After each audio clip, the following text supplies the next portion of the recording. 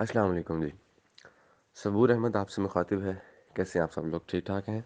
उम्मीद है आप सब लोग ठीक होंगे। आज एएफसी और डब्ल्यूएसटी का रिज़ल्ट आया है। जिनका तो एएफसी पास हो गया और डब्ल्यूएसटी पास हो गया, उनको बहुत बहुत मुबारक हो। माशाल्लाह से आप अब कैफ में आ गए हैं। अब आपका एक नया इम्तिहान है। एक इम्तिहान आपका ख़त्म हुआ, दूसरा आपका शुरू हुआ। देखिए, मुझसे क्वेश्चंस हो रहे हैं एग्जाम्शंस के बारे में कि एग्जाम्शन किन किन को मिली हैं और जिनका कोई पेपर रह जाता है एएफसी में तो वो लोग क्या करेंगे। ठीक है जी।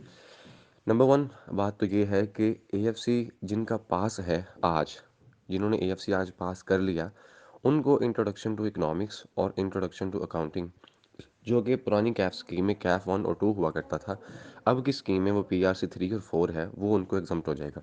ठीक है, वो डायरेक्टली सीधा कैफ में आएंगे। अब वो मार्च में एक पेपर दें, दो पेपर दें, वो उनकी मर्ज़ी है। बेहतर यही है कि वो बिजनेस लॉ का पेपर जो है वो मार्च में दे दें। उनके लिए एक सजेशन है छोटी सी। ठीक है जी। लेकिन जिनका आज कोई भी पेपर रह जाता है एएफसी में, अनफॉर्चुनेटली जिनका आज कोई भी पेपर रह जाता है एएफसी में, उनके लिए छोटी सी परेशानी की बात यह है कि उन्होंने वो पेपर तो देना ही देना है जो उनका रह गया। उनको फिर इंट्रोडक्शन टू इकोनॉमिक्स और इंट्रोडक्शन टू अकाउंटिंग की फिर एग्जाम्शन नहीं है। उन्होंने साथ इंट्रोडक्शन टू इकोनॉमिक्स और इंट्रोडक्शन टू अकाउंटिंग, जो कि पीआरसी थ्री और पीआरसी फोर है, वो भी साथ देने हैं। जो उनका एएफसी का पेपर रह गया, उसका उसके मुतबादिल जो रेलिवेंट पेपर है पीआरसी में, वो तो उनको देना ही देना है। और उनको साथ फिर इंट्रोडक्शन टू इकोनॉमिक्स और इंट्रोडक्शन टू अकाउंटिंग भी देना है। ठीक है। ये एक अनफॉर्चुनेट सी बात है थोड़ी सी कि जिनका एएफसी का कोई पेपर रह जाता है। देखिए, जो आईकैब ने फ्रीक्वेंटली आस्क्ड क्वेश्चन इशू किए थे, उसमें क्वेश्चन नंबर टू अगर आप देखें तो उसमें उन्होंने बताया हुआ है कि एएफसी के पेपर के अगेंस्ट कौन कौन सी एग्जाम्पन्स हैं। फॉर एग्जांपल, उसमें लिखा होगा कि अगर आपका फंक्शनल इंग्लिश पास है या आपका बिजनेस कम्युनिकेशन पास है, तो आपको पीआरसी वन की एग्जाम्शन है। इसका मतलब ये है कि अगर आपका ये पास नहीं है तो आपको पीआरसी वन देना पड़ेगा। अगर आप किसी का आज फंक्शनल इंग्लिश रह जाता है या बिजनेस कम्युनिकेशन रह जाता है, उसने पीआरसी वन देना है। ठीक है, उसकी जगह पे जो उसका रह गया, पीआरसी वन तो देना ही देना है, साथ उसने पीआरसी थ्री और PRC four, introduction to economics और इंट्रोडक्शन टू अकाउंटिंग भी देना है। ठीक है, नंबर वन। नंबर टू, जिनका क्यूएम जो है वो पास हो गया, उनका पीआरसी टू पास हो गया। ठीक है, इसका मतलब एग्जाम्शन मिल गई उसको। इसका मतलब ये है कि जिसका क्यूएम पास नहीं हुआ आज, वो साथ पीआरसी टू देगा। पीआरसी टू भी क्वांटिटेटिव मेथड्स ही है नई स्कीम में। ठीक है, तो वो क्यूएम की जगह क्यूएम तो देगा ही देगा, साथ पीआरसी थ्री और PRC four, introduction to economics और इंट्रोडक्शन टू अकाउंटिंग भी देगा। तीन पेपर देगा। ठीक। नंबर फोर, नंबर थ्री, जिसका आईटी रह गया, एएफसी फोर जो है जिसका आईटी रह गया, उसने साथ उसको अगर पास हो जाता उसका, तो उसको एग्जाम्शन मिलती इंट्रोडक्शन टू बिजनेस, जो कि पीआरसी फाइव के पेपर है। लेकिन अगर उसका आईटी रह गया, तो फिर उसने कौन सा पेपर देना है पीआरसी का? उसने देना है इंट्रोडक्शन टू बिजनेस का, पीआरसी फाइव का। ठीक है, आईटी ये तो पेपर वो देगा ही देगा आईटी की जगह पे। साथ फिर वो इको और क्या नाम है, इंट्रो भी देगा, इंट्रोडक्शन टू इकोनॉमिक्स और इंट्रोडक्शन टू अकाउंटिंग का पेपर भी देगा।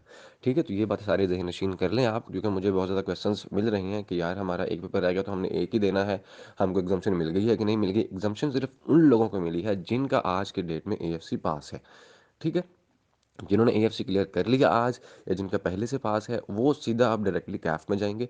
उनके लिए सजेशन ये है कि अगर वो मार्च में पेपर देना चाहते हैं, तो वो कोई एक पेपर जो है वो, जो कि बिजनेस लॉ है, वो आप इजीली तैयार करके दे सकते हैं।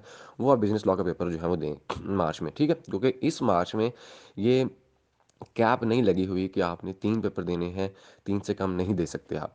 इस मार्च में आप एक पेपर भी दे सकते हैं, आप दो पेपर भी दे सकते हैं। तो उनके लिए ये गोल्डन चांस है कि वो बिजनेस लॉ का पेपर जो है वो लाजमी दें इस मार्च में। तो जिनका पेपर एएफसी निकल गया, उनको एग्जाम्शन भी मिल गई इको और इंट्रो की। ठीक है, उनको सिर्फ डायरेक्टली कैफ में जाना है।